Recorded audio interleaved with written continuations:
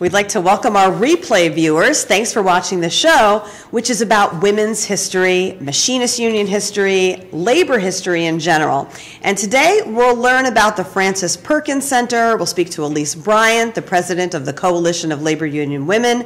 And we have a surprise guest with historical ties to the IAM. Now our show is going to officially start in about 5 minutes at 3 o'clock. So we're going to chat for a few minutes, and I have Rhonda Rogers here, director of our Women's Human Rights and Young Workers Department. And we have been talking all month about women's history. Women's History Month, and we have that's right. We have a lot of publications. If we could get the two-shot, we could show Rhonda, because we have a old machinist union publication, right? Now, this is our old, can we hold this up a little bit? It's like an old machinist, I guess, Bob, was this a magazine or a? It was the newspaper. It was the newspaper called The Machinist. And these articles are something else. It is. I've looked through a couple of them here. There's this one that says Lady Apprentice, a rare bird. A rare bird. And I'm like, is that was she like a really cool chick or what kind of bird? The terminology was so different. Some of these are from 1973. We had a Lockheed apprenticeship goes co-ed. Yes. And this was in the March 1973 issue of The Machinist. Yeah. For the first time since it began in 1939, the apprentice training program at the Lockheed Aircraft Corporation in Burbank, California, has enrolled a woman apprentice. That's right. Oh my God. In the 70s. And you said one of the articles mentioned that the machinist had a new brother. Oh, I love that one. This is like my favorite. So, and this is from the September 1975 Machinist, which was also, 1975 was International Women's Year. We got a whole year instead of just a month. Wow. So, and here's what it says. Nellie T. Burke of Wilkes-Barre, Pennsylvania, was the first woman to become a brother in the IAM. A woman became a brother. That means something different today. Yes, but there's more. Yes. There's more. She was initiated into IAM Local 210 in 1904, 7 years before the IAM Constitution was amended officially to admit women as members. That's right. Yeah, so she was a brother. She was a brother. She was a sister brother. She was, yes. I think I like that better. Absolutely. Now, we only have about a minute and a half to go, so I'm actually going to click on our stream so that I can see it. And yay, I correctly pushed the mute button. But if you're just joining us, we're going to be talking about Women's History Month, women's labor history. In just over a minute, we'll officially start the show. This is Rhonda Rogers, our Director of Women's Human Rights and Young Workers. And she stops by every now and then. A lot. She does. So we have one more minute. Is there anything else you want to mention? Oh, I did want to mention that I found out officially, as of 2018, we have 69 local lodge women presidents and 2 district lodge presidents. So we're working to get those numbers up. Yes. Trying to encourage young women to run for office in your local lodge and your district lodge.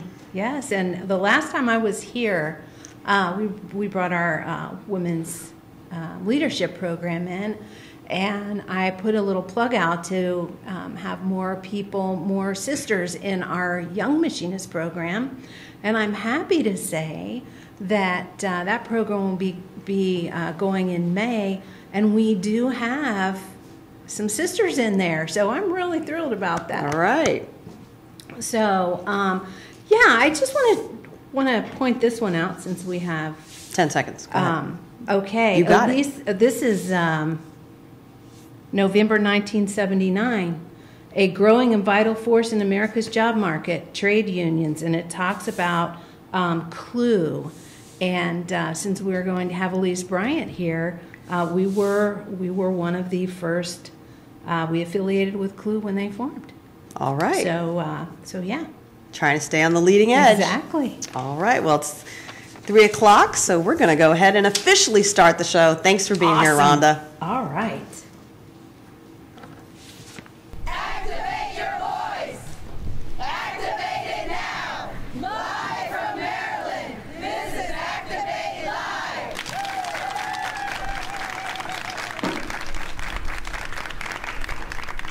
Welcome to Activate Live. I'm Tanya Hutchins at the Machinists Union headquarters in Upper Marlboro, Maryland. It's Women's History Month, and we're taking a look back at how women entered our union and the role they play now. But first, the latest IAM news. A company attack on healthcare met with a strike of nearly 200 IAM members at Gradall Industries in New Philadelphia, Ohio.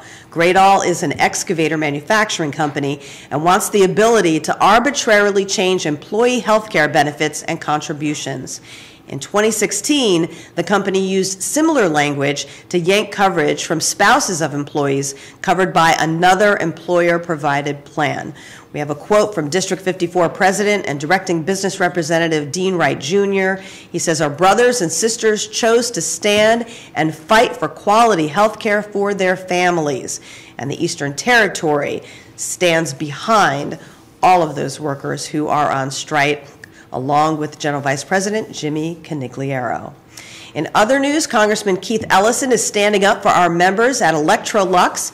In video and written messages directed toward the company's North American CEO, Ellison calls on CLUW to show loyalty to its highly skilled and dedicated IAM workforce. Now, we have a picture of the letter that we can show you on the screen, and if you go to Keith Ellison's Facebook page and Twitter feed, you can actually see video of him mailing this letter and talking directly to that North American CEO. And we'd like to offer congratulations to our members at Local 751. Their efforts set the world record for the most commercial jet airplanes ever built.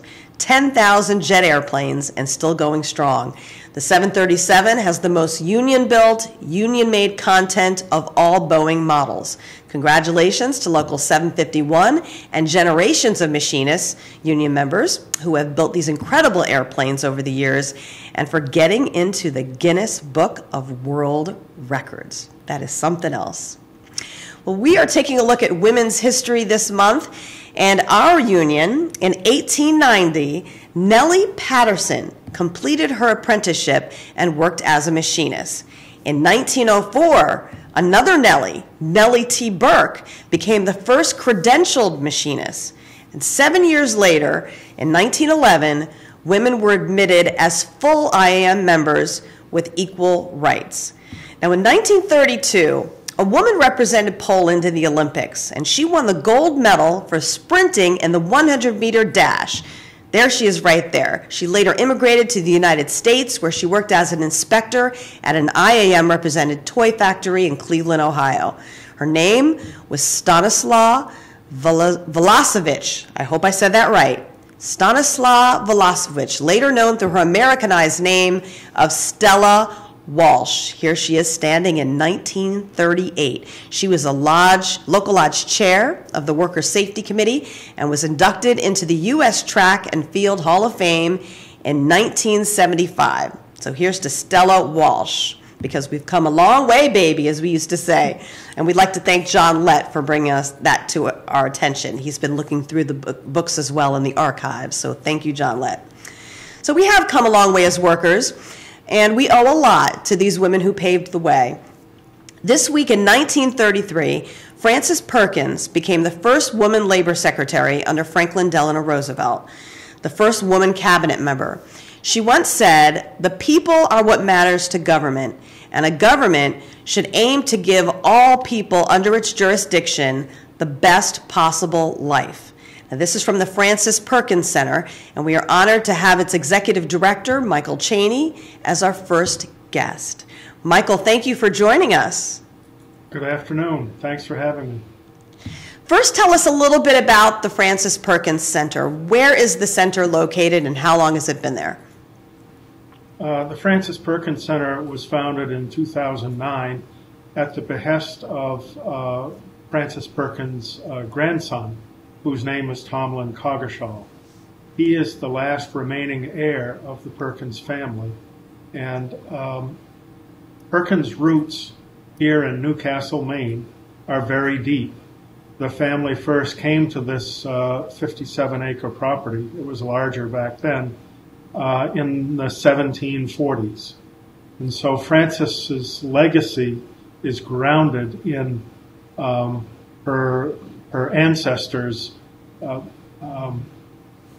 roots here on the coast of Maine, operating a brickyard and a subsistence farm.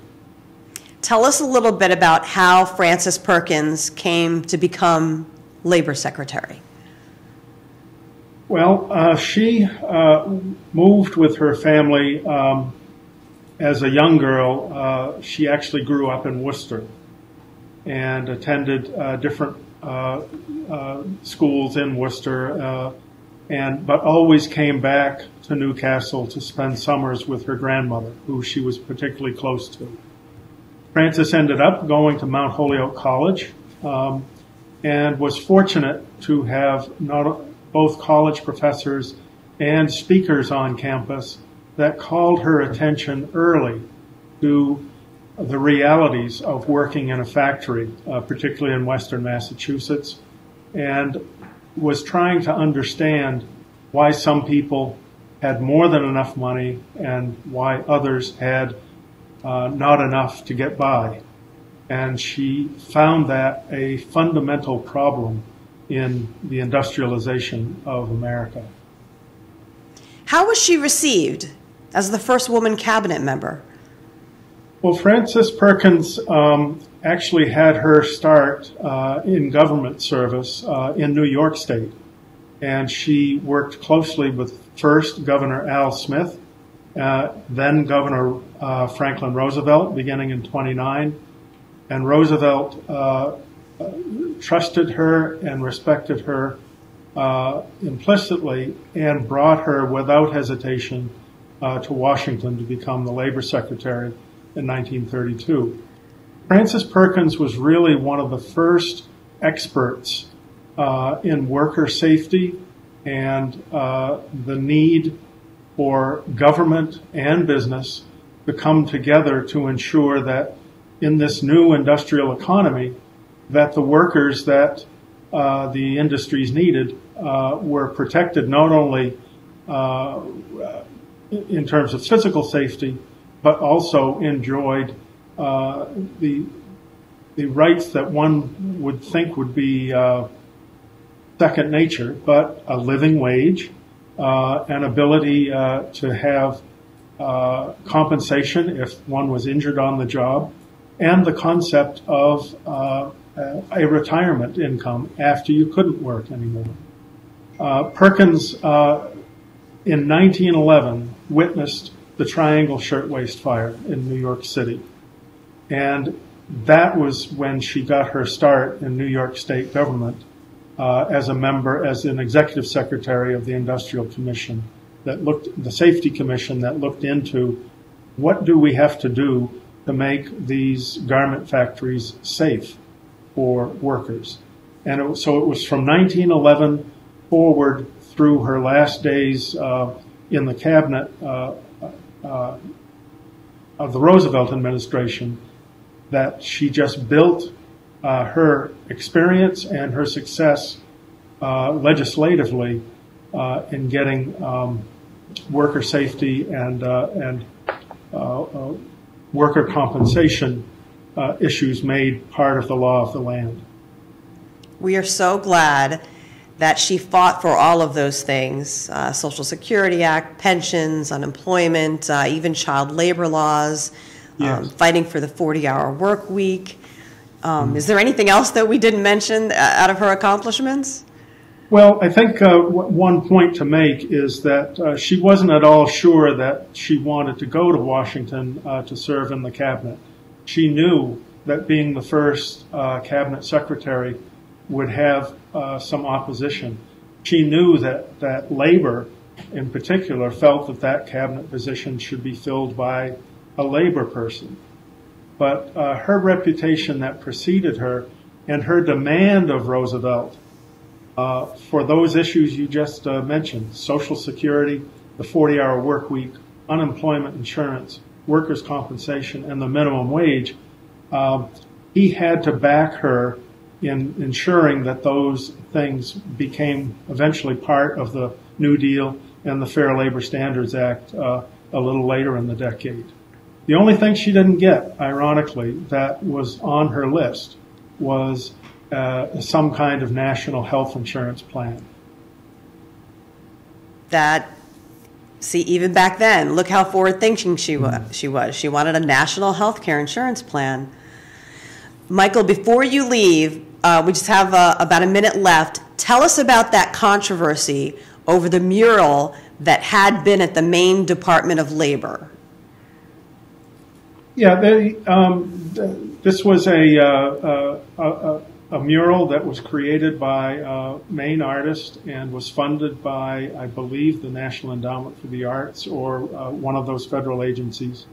And so therefore it was something that was commissioned and produced with the intention of it being housed at the Labor Department offices. Governor LePage, when he came into office, for his sets of reasons, felt that it represented labor in a way that was in opposition to a friendly business environment. So there was a controversy. The labor mural was taken down and stored, but because it was produced with federal funds, the state was faced with either putting it on display or returning the funds that commissioned it. Happily, the way things frequently work out in small Maine state government, the mural now is on display in the entry foyer of the Maine State Museum, where a great many more visitors and the general public have the opportunity to view it and to understand. It's a portrayal of the major moments in Maine labor history, and it's now used as a teaching tool and enjoyed by many more people than if it had been in a State Department office. Well, Michael, we thank you so much for taking the time to talk to us. Our pleasure, and thank you for inviting us. And remind us of your website if anybody wants more information. That's www.francisperkinscenter.org. We do have an exhibit center on Main Street in Damariscotta, Maine, open by appointment all year, and Tuesday to Saturday during June, July, and August. Come visit us here in Mid-Coast, Maine. I'm going to do that definitely. Thank you so much, Michael. Take care. And thank you to all of us who have joined us on Facebook, Twitter, and YouTube. Nicole Fears has joined, so thank you so much. Jim Price says he's watching from the road. Great show. Rhonda Rogers, so excited for this week's show. Brenda Barton, hey, Brenda. How are you doing? Ramon Garcia, Brian Collis, Jill Shepard, Craig Hughes from Snowpocalypse, Boston. We are with you. So you too can join the conversation on Facebook or Twitter.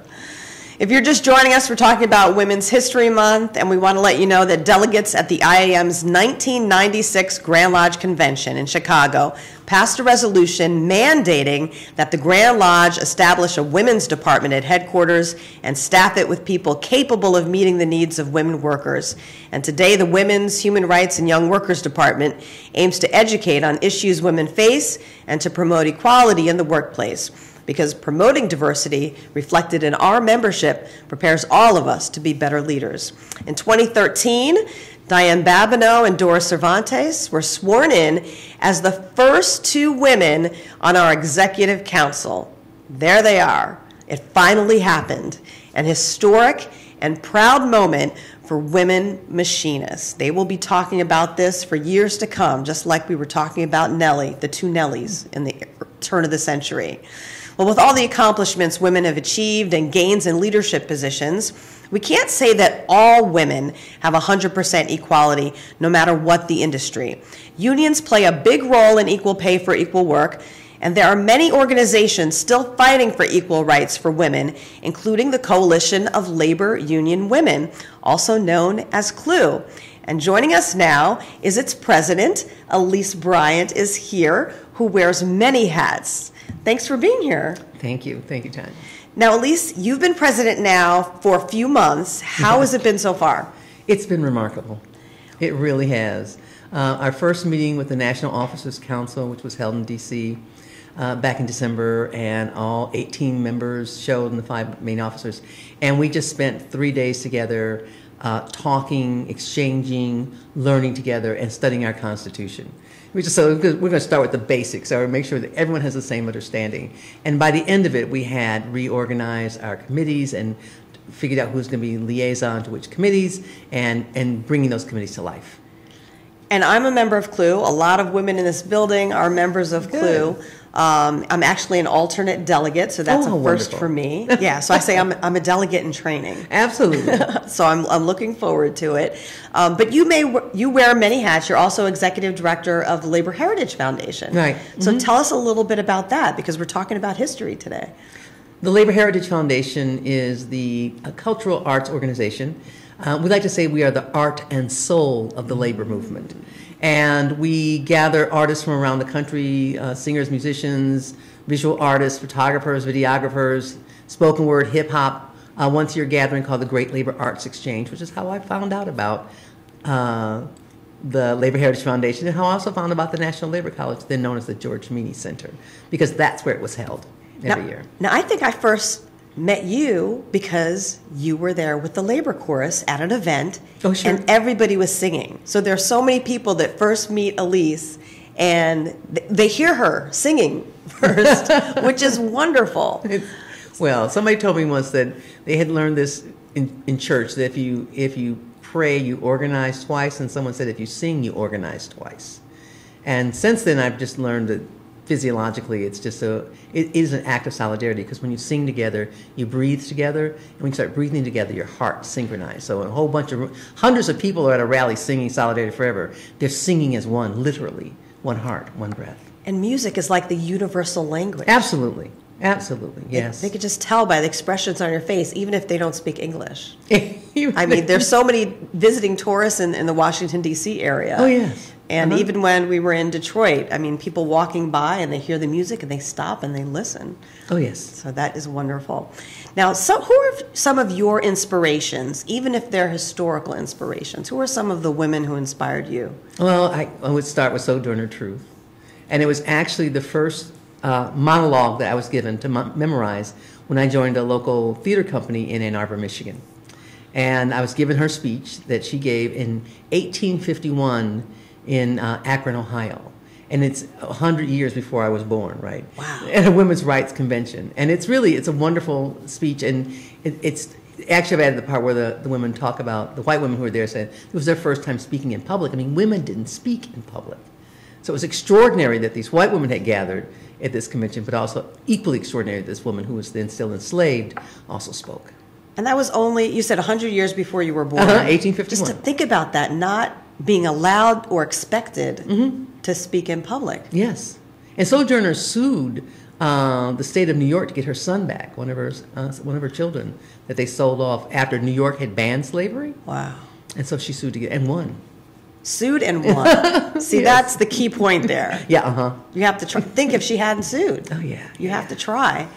So women have been fighting for equal rights for centuries. Oh, absolutely. When you get an email from Elise, there's a quote that is at the bottom of her email from Lucy Parsons. Oh, yes. And we're going to put that up on the screen.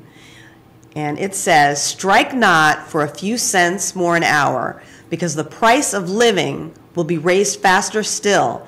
But strike for all you earn. Be content with nothing less." I can see why you admire her. Oh, yes. Lucy Parsons. I mean, that was like 1912 or something when she said that. And she was at the first Industrial Workers of the World convention, as was Helen Keller. Wow. And they knew each other. They knew each other. And very few people know that Helen Keller was an absolute activist, lefty, socialist, and that's why she was at the Industrial Workers of the World Convention. I remember seeing a few black and white pictures of people pointing, like that was Helen Keller there on the street with all these women. Yes, and Lucy Parsons' husband, Albert Parsons, was one of the martyrs, the Haymarket martyrs in Chicago, when they were holding a rally for an 8-hour day, and someone allegedly threw a bomb, and one police officer was killed, but hundreds of workers, not hundreds, many of the workers were also shot and killed, and they were hung. And she went to the jail where he was being held the night before he was going to be hung, and wanted to see him, and they stopped her and strip searched her and her children and put them in a cell naked so that she could not be present when her husband was hanged in the other. I can't even imagine. Right. And from there, she went and she kept fighting, and that's when she was at the Industrial Workers of the World Convention. It's something how our experiences cause us to fight even harder. Oh, absolutely. You know, I mean, she was a woman of color. I mean, first everyone said she was African American, but then later they found out that she actually had some Mexican heritage as well as some Native American. But she married a white Southerner Confederate spy. Wow. That's who Albert Parsons was before they hooked up and moved to Chicago. So talk about controversy. I'm telling you, there's a movie. Yeah, I hope somebody's working on that one. I bet they're not. Well, we might have to do it. We'll have to do it. We'll work on that. Story. Okay, we'll work on that. Yes. So all these hats that you're wearing, I know that. See, I'm losing it. We spoke earlier about how I have some timers. I better stop saying that though, because I don't want it to be a self-fulfilling prophecy or anything like that. But we want to let people know that there are so many women that are still making history. I consider you one of them because you're still fighting that fight. And we have up on the screen CLUW's website, which is CLUW.org, if you would like to learn more information about the Coalition of Labor Union Women. And you actually have a National Executive Board meeting coming up. Oh, yes, coming up. End of April. April 30th early through May. May 4th. Okay, so I hope to be there as well. They have a logo, or you have a logo, that is great because it says Empowered Women, Empower Women. Right. How important is it for us to train young women these days to fight for their rights? Well, they've done studies, and when I got my master's in organization development, there was an article about how few African Americans were in organization development, and what they found out was that fewer people have mentors, and that mentorship is a strong indicator of when someone's going to succeed and advance in their field, and so we have to begin that mentoring process because it is the next generation that moves us forward. I mean, I'm happy to be a wise elder, but I also know that when I was 30 years old, and I was going, what are all those people up there all the time for? And it was like, let's get the skills and the training so that the next generation of women can step into leadership roles in their unions, in their organizations, and in elected office, in political office. That's important. You know, absolutely. If the decisions aren't going our way, we have to become the decision makers. Yes, and we can't just leave it to rich, college-educated women.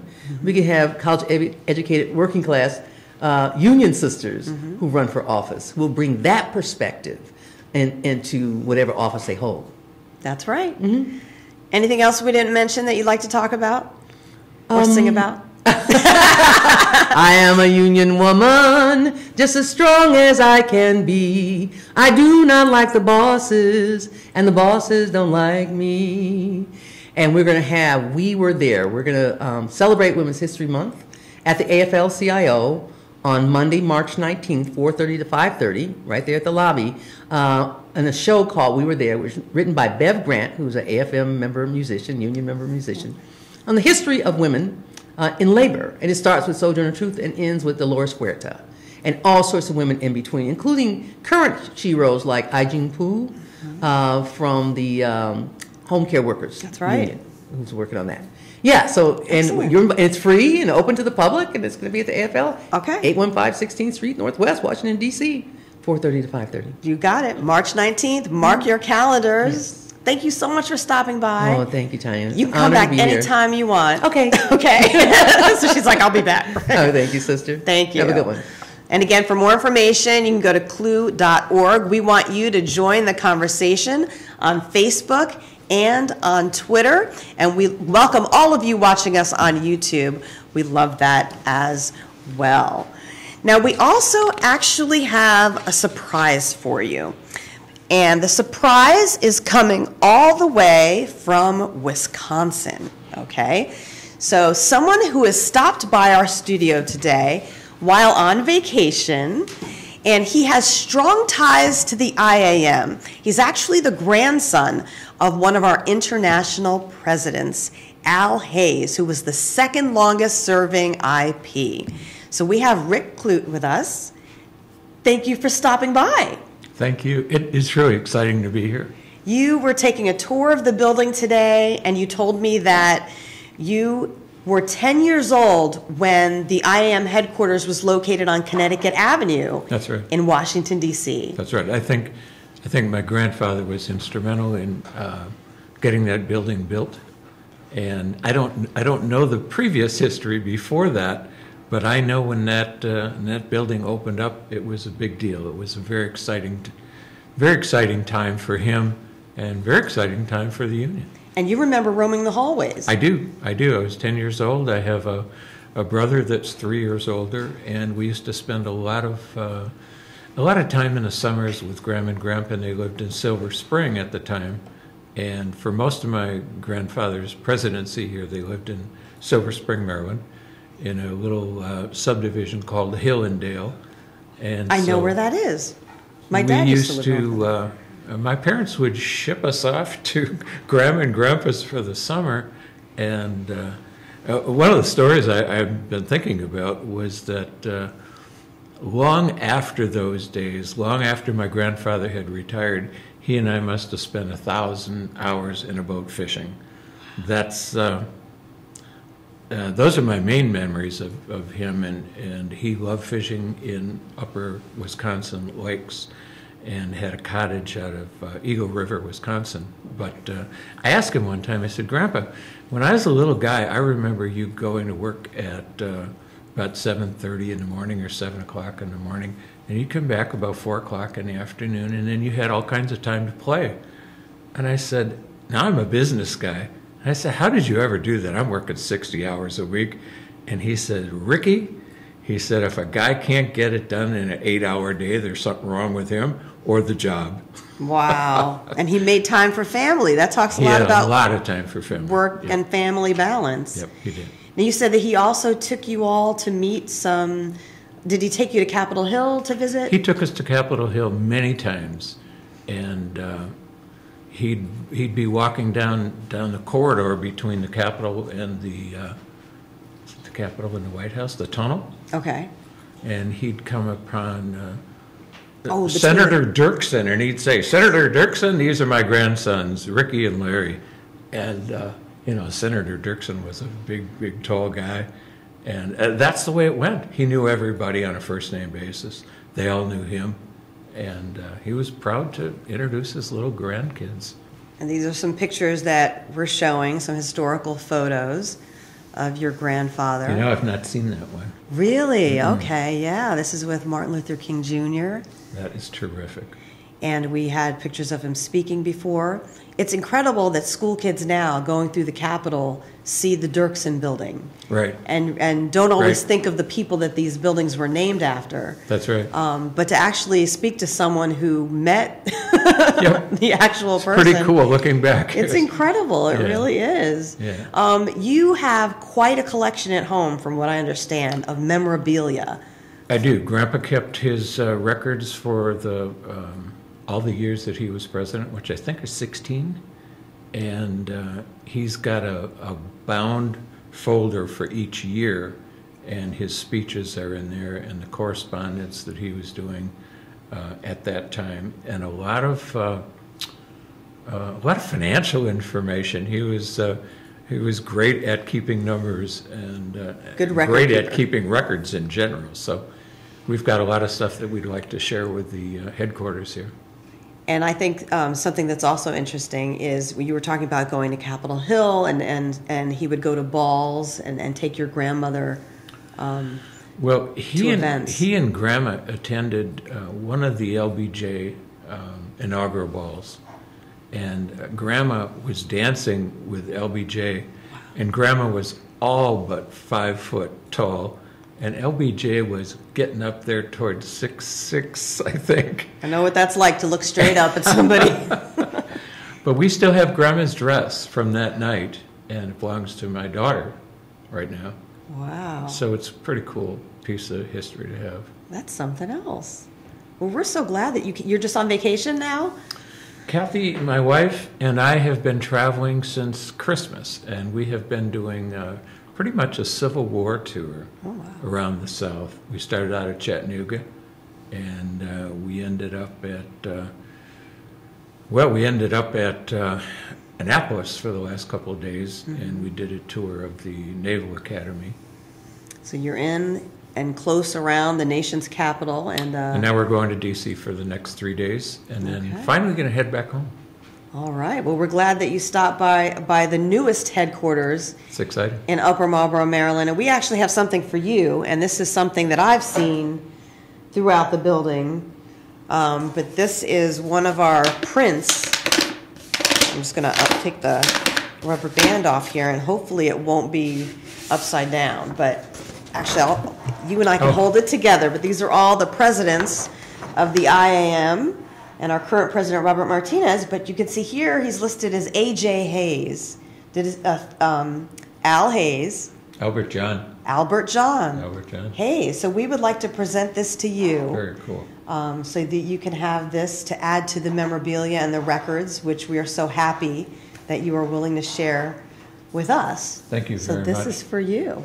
The last time I saw Bill Wimpersinger, he came to my grandpa's funeral in the mid-1980s and brought an entourage from headquarters. Wow. And that was in Milwaukee, Wisconsin. And that's a family, you know. Families stick together, brothers and sisters. So they did, and we were all very impressed. Oh, well, thank you very much. Thank you. We're so glad that you made us a stop on your vacation tour. Here's to Al Hayes, again, our second longest serving international president. So keep in touch with us. We'll keep in touch with you because there's a lot to learn from that memorabilia that you have. Oh, there is. You'll have fun. Okay. You'll have fun. Thank you very much. Okay. And you're getting a lot of love on Facebook and Twitter and YouTube, so thank you to everybody who is commenting and joining us. Dave Lehive says it's good to see this history of our union. So thank you so much. Kevin Murch has joined us. Darlene Williams. Phenomenal, empowered women empower women, Darlene says. Now, we'd also like to give a shout out to all of our classes going on this week at the William W. Wimpersinger Education and Technology Center. So that is in Hollywood, Maryland, and we have Organizing One is going on, Basic Web Development, and Spanish Leadership. We have a special edition, also First Contract. Next week, March 18th to the 23rd, we have the TCU IM Financial Officers Seminar, Leadership 2, and First Contract. The registration deadline is March 23rd for the Communicators class, and the registration deadline for the Federal Employees Program is April 23rd. Now, Spanish Leadership is going on now. We want to remind you that we have a special edition of Activate Live coming up this Friday, 10:30 a.m. Eastern, and it's called Activate Latino, and it will be all in Spanish, todo en español, and it's going to be hosted by Education Representative Edmundo Osorio. So mark your calendars for this Friday, March 16th at 10:30 a.m. Eastern for Activate Latino. You won't want to miss that. This is something really special, and I know I've already told my boss, Bob Wood, that French leadership is going to be jealous, okay? So who knows? There may be a French leadership, we'll have to figure out how to say that in French, coming up. You never know about that. Our upcoming meetings, mark your calendars for these. They include the Iowa State Council of Machinists, which is happening this weekend. We also have the Florida State AFL-CIO, March 18th. The California Conference of Machinists, March 20th to 21st. We also have the Missouri State Council meeting March 25th to the 28th, and the IAM Legislative Conference is May 7th to the 9th. TCU IAM's convention is in July. So you got all that? I guess I should give you more time later to get your pens. You can see there the TCU IAM 35th regular convention is July 24th to the 26th. Now comment and let us know if you're going to any of these meetings or classes. Let us know on Facebook or Twitter. On Twitter, all you have to do is hit that reply button and talk to us. We talk back to you, so don't worry. And we see all of your comments on Facebook. So thank you for joining the conversation. And please share this video, especially if you speak Spanish, so that you can watch on Friday, 10:30 a.m. Eastern for Activate Latino. And we are actually going to leave you now with a song from our very own union band, Union Nation. This is called Union Ladies by Brother Neil Perrant of Canada.